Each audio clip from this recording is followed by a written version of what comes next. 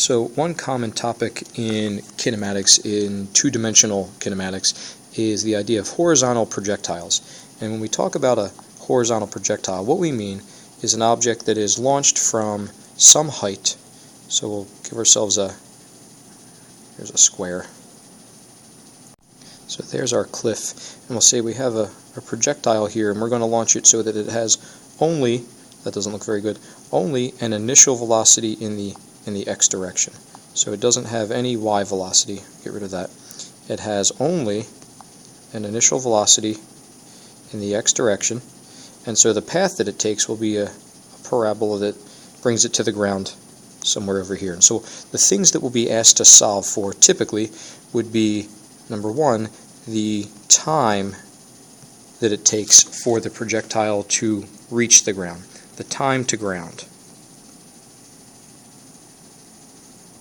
And if we were given the time, then the second thing that we would use that for is to find the distance that we are from the ground, the distance to ground.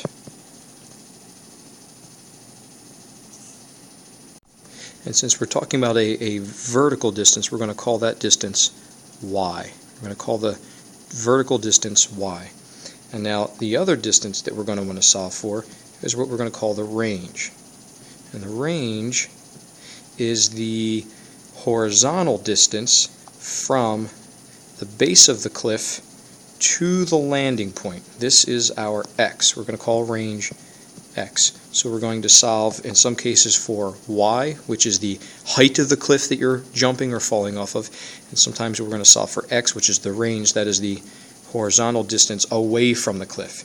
So let me put in here, I'll annotate this with, here is our y direction. From here to here is y, and from here to here is our x. And then the last thing that we're going to want to solve for is the final velocity. Now when we say final velocity, we don't just mean in the y direction, and we don't just mean in the x direction. What we mean is the final velocity vector. So in other words, my final velocity vector is going to have some x component, it's going to have some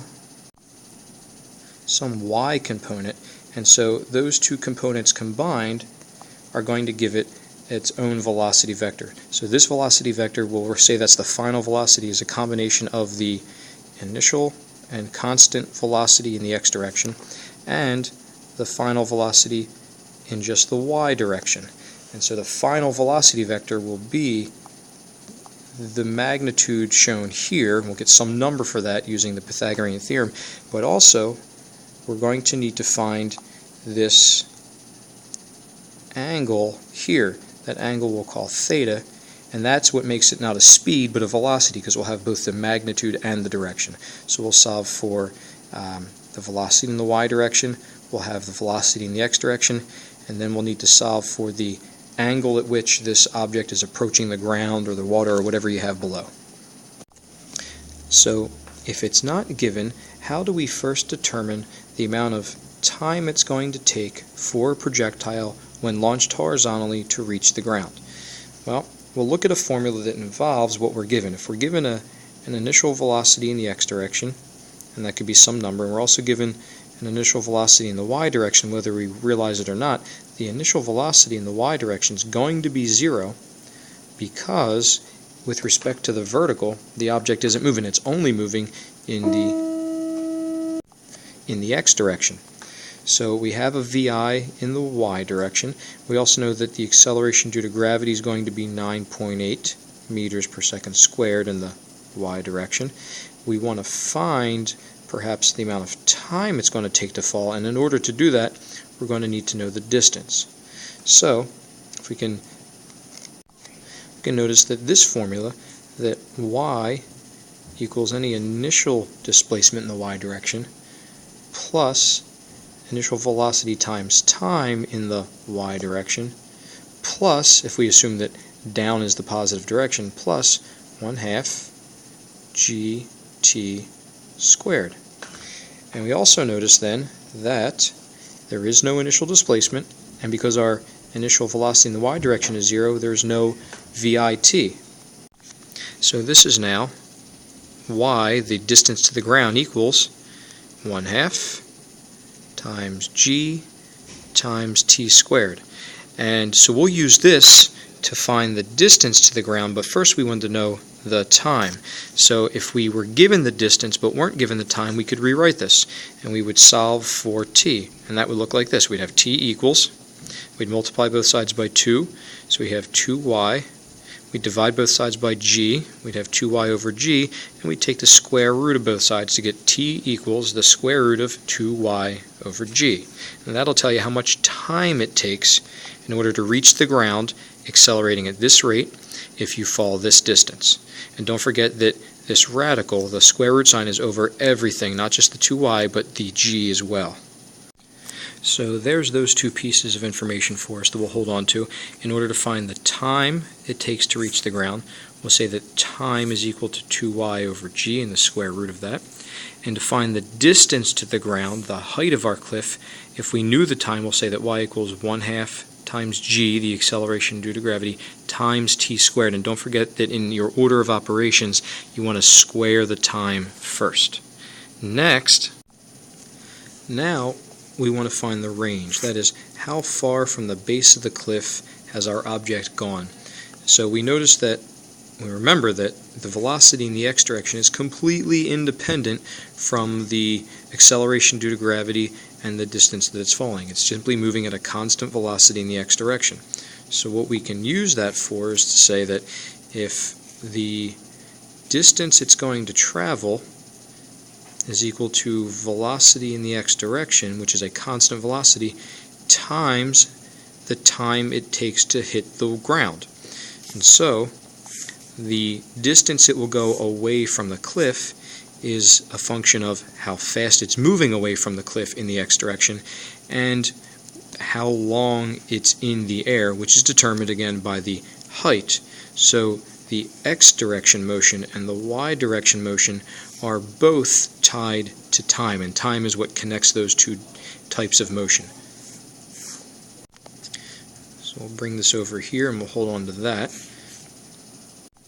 Now the last thing we're going to want to find, which is probably the most involved part of the process, is the final velocity vector, because that involves both the velocity in the x direction as well as the velocity in the y direction after it has fallen this vertical distance. So let's examine how we're going to do that. First thing we'll do is make a little more room on our field, because we're going to need some space so we can still see all that. And we're going to say that we know that we're going to have this velocity in the x direction. That's constant through the entire trip.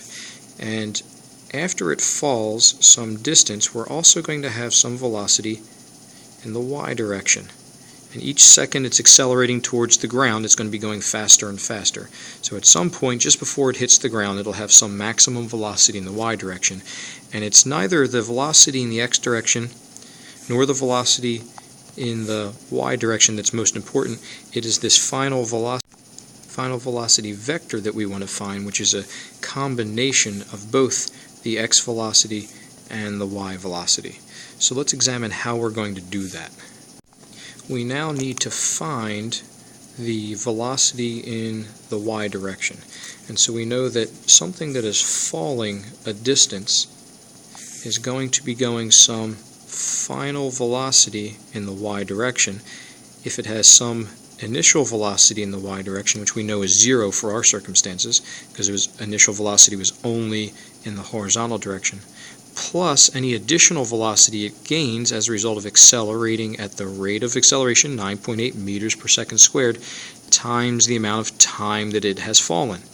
And so we know that this term is 0 in this case, so we have the final velocity in the y direction is equal to the acceleration due to gravity times time. And now if you can see that we have here a right triangle where we can imagine that perhaps we'll call this side A arbitrarily, we'll say that's A, and we'll call this side B, and we can call this side C. Well, when you have a right triangle, the relationship between A, B, and C is that C, the hypotenuse of that right triangle, is going to be equal to and we're using the Pythagorean theorem here, a squared plus b squared is going to equal c squared. So the square root of a squared plus b squared is going to equal c. And so we're nearing the end here. We're going to bring this up, make a little more room, and we can envision that if our a squared is really our vx squared, and our b squared is really our vy squared, that the square root of vx squared plus vy squared is going to equal our final velocity's magnitude. And then what we want to do finally is find the direction of our final velocity, and to do that we're going to find the angle theta below the horizontal. We're going to find this angle right here, and we'll call that angle theta. That looks like a theta, kind of. That's even worse. So in order to find theta, we have one side that we'll call the opposite side. We have another side that we'll call the adjacent side. And if you recall that our trig function tan, the tangent function, the tan of theta, is equal to the opposite side over the adjacent side. And so the inverse tan is going to let us solve for the angle theta. So theta, that's supposed to be a theta, is equal to the inverse tan, which we write like this, the inverse tan of the opposite side, which is our velocity in the y direction, over our adjacent side, which is the velocity in the x direction. And so that's everything. What we've done is we've found how we can find the time it takes for a projectile to hit the ground, how we can find the distance that a projectile will fall if we're given the time, how far away from the base of the cliff the projectile will land, knowing that it's moving in the x direction at a constant velocity for the amount of time it takes to fall that distance, and then the final velocity vector, which would be a measure of both the magnitude and the direction of the angle given the constant x velocity, the new y velocity just before it hits the ground, using the Pythagorean theorem to find the magnitude of that velocity, and then the inverse tan function with the opposite over the adjacent, or the y velocity over the x velocity, giving us the angle below the horizontal. Alright, thanks for watching.